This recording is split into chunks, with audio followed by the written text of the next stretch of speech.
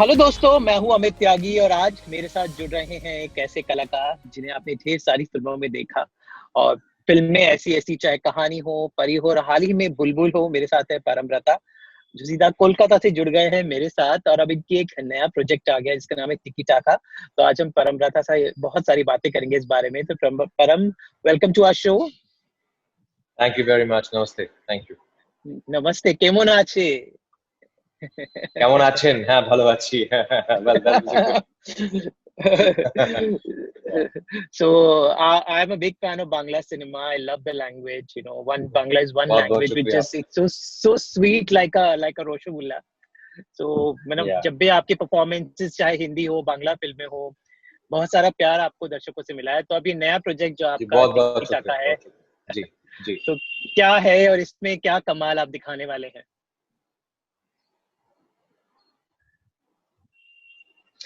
जी, ये फ़िल्म टिकी टाका जो है, ये एक बहुत ही मज़ेदार कहानी है। आपको शायद पता होगा क्योंकि आप बांग्ला फ़िल्में देखते हैं, मुझे ऐसा लगता है। और जो नहीं भी देखते, उनको भी पता होगा कि बंगाल के साथ फुटबॉल का एक बहुत पुराना रिश्ता रहा है। जी। और अ, बंगाल के जो फुटबॉल कल्चर है उसके साथ अफ्रीकन प्लेयर्स जो है जो अफ्रीका के काफी सारे देशों से आते हैं और आके हमारे यहाँ के लीग में खेलते हैं, उनका भी बहुत पुराना नाता रहा है। तो जी। ऐसा ही एक किरदार को लेके मेनली टिकी टाका है जो कि इस शहर में आ जाता है, आ गिरता है। मैं कहना चाहूंगा किसी और ही वजह से, लेकिन बाय डिफॉल्ट वो एक फुटबॉलर के बतौर फेमस हो जाता है। और जैसे कि आप शायद जानते होंगे कि ईस्ट बंगाल मोहन बगान एक बहुत पुराना राइवलरी रहा है, डर्बी कहते हैं हम इसको यहाँ। तो वो डर्बी होने वाला है और इसी टाइम पे इसी इसी माहौल में वो यहाँ पे आ पहुंचता है। और कैसे वो कुछ और करने आता है लेकिन फेमस हो जाता है एक फुटबॉलर के बतौर। और कैसे this football crazy city, how this city kind of embraces this lonely poor boy from Africa. That is what the film is about in short.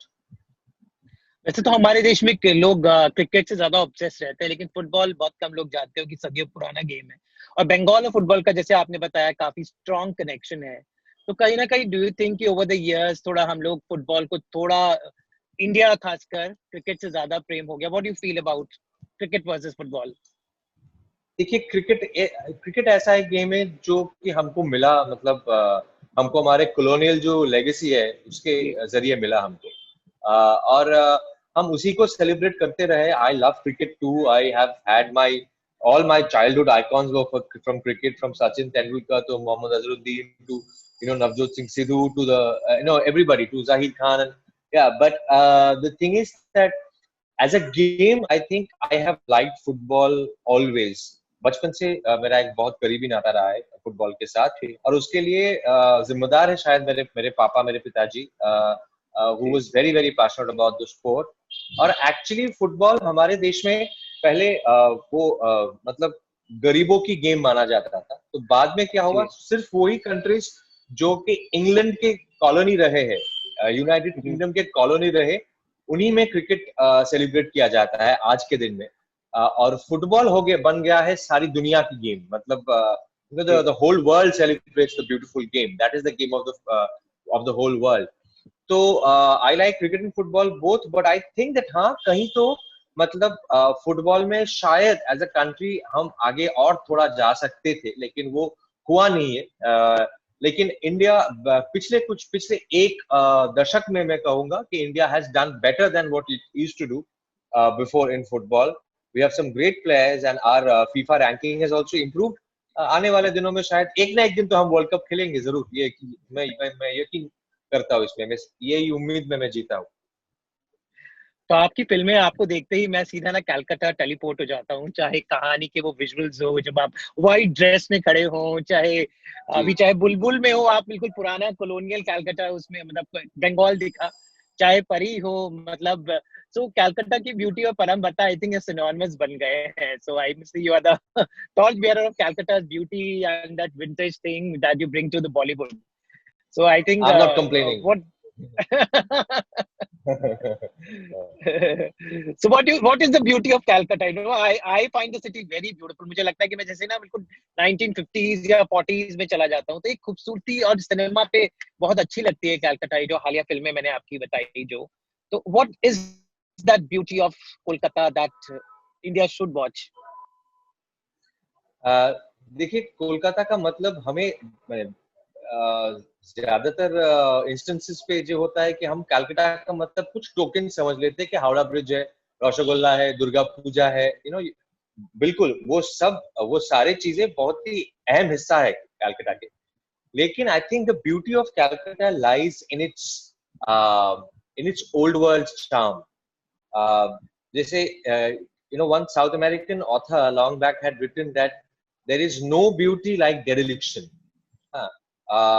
थोड़े पुराने, थोड़े टूटे, थोड़े मतलब थोड़े not so very glitzy and not so very shiny जो चीज होते हैं, उनमें जो ब्यूटी होती है वो शायद उतना ब्यूटी शायद शाइनी चीजों में नहीं होता है. तो Calcutta, I think the beauty of Calcutta lies in its lanes and by-lanes, in its sort of the mossy walls of the houses which are 100 years old in up north of Calcutta.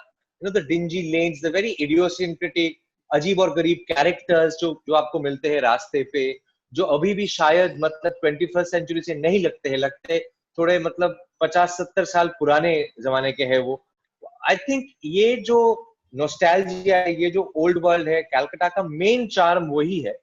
But at the same time, Calcutta also has an absolutely new side to it, new hep side to it, जो हमें दिखाई नहीं देता वैसे फिल्मों में, etc. But in Tiki Taka, when this man, this main character Kelechi, when he arrives in Calcutta, he first passes through that new Calcutta, और उसको पता भी नहीं है कहाँ आ पहुंचा है वो, और वो पूरा वो नया कलकत्ता देखता है तो उसको लगता है यार कहाँ आगे आ गया मैं, ये तो एक मतलब एक बहुत ही हैपनिंग सिटी है. लेकिन उसके तुरंत बाद उसका मतलब इंट्रोडक्शन होता है वो जो पुराना जो कलकत्ता है उसके साथ. So it has a good mix of both sides, both aspects of Calcutta, I would say. So Indian मतलब हिंदी सिनेमा और मुंबई एंड कलकत्ता का एक बहुत गहरा नाता रहा है. भारत में सबसे पहले ऑस्कर ही सत्यजीत रे लेकर आए थे. बहुत सारे एक्टर्स आते रहे हैं, पर आजकल की जनरेशन में यू, पाउली, रिकाबरी, स्वास्तिका, जो अभी हम बहुत सारा काम आप हिंदी में भी कर रहे हैं, जीशू इज लाइक. तो एक I think it's the new age where मतलब आजकल का टाइम है with an OTT platform. I think that blind has blurred. It's become like one global Indian cinema where people all over the cross are working together. I think OTT is really helping in that. What do you have to say about? बहुत ही अच्छा मतलब topic पे आ गए हम. Actually I wanted to talk about this, that ये कैसे होता है पता है आपको क्या होता है? सोचिए कि when Pari released on the OTT platform, on an OTT platform, first released in theaters, then it went to OTT platform. So when a North Indian or a West Indian person goes and watches Pari, और अगर उनको मेरा काम अच्छा लग गया तो what he or she does is he googles up the name of the actor, who this person is. अच्छा ये वो this actor from कहानी, right? वो कॉप था ये कहानी में. अच्छा चलो देखते हैं इन्होंने और क्या काम किया है. And then he or she would have the whole list of Bengali films open in front of him or her, and because of OTT, it has become really easy for that person to access a Bengali film with subtitles.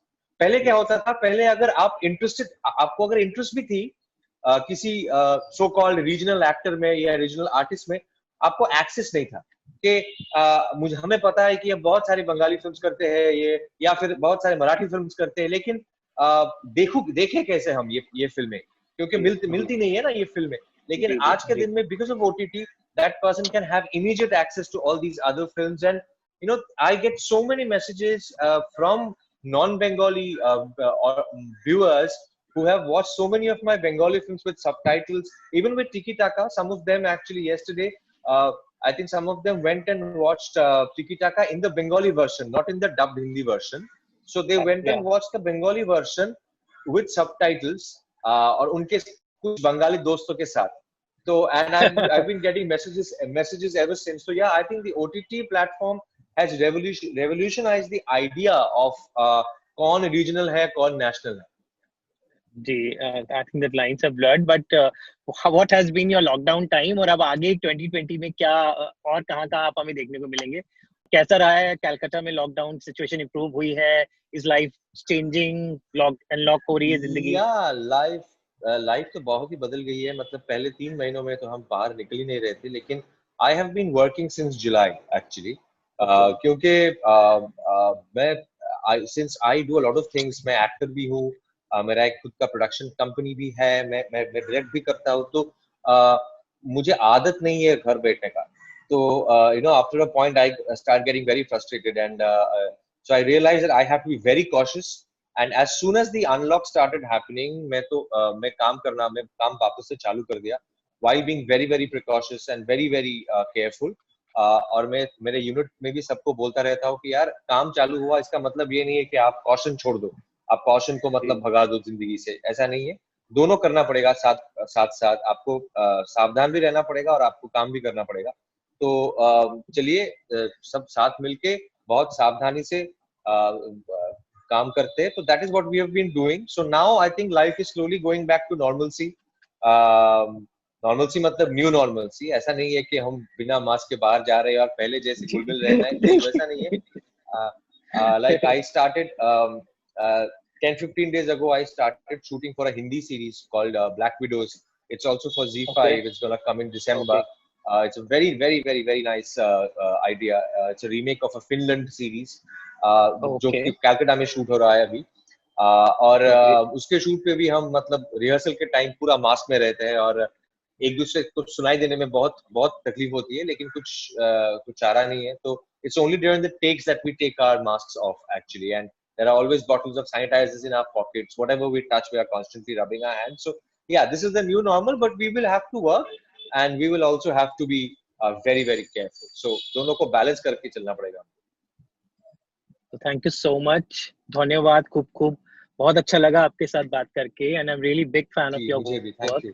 We want to see thank you more very more much. And more of you, and all the best for your forthcoming projects. Thank you thank so you very much. Much. टिकिटा का जरूर देखना आप। Thank you. Surely. Good bye. Bye. Thank you. Bye.